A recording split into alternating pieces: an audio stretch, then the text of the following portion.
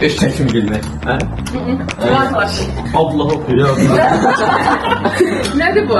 Eşek bilyeyi. Eşək və səfəran. Severan dedi. Severan dedi. Bilməkə. O. Qasına pislik eləməklə bağlıdır. Hə. Sən kiməsə quyu qazsan. Ha. Kiməsə quyu qazmaq yəni. Aha.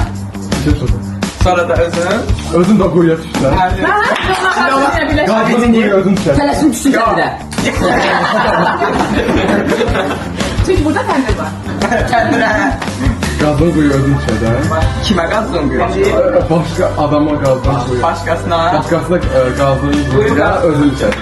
Başqasına quyu qazan öz düşər. Əyləş. Hə. Kürdəşdə adamlar var. Başdan belə şey tuturlar. İnsanlar var ki, çox ağıllı olmurlar. Nə qədər başa salırsan başa düşmürlər. Amma deyilən qabında olmaz. Sizdə? Quyuya su tökməklə quyu da olmaz. Əyləş.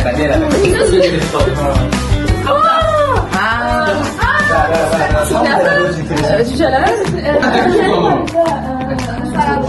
Ay, sağ ol.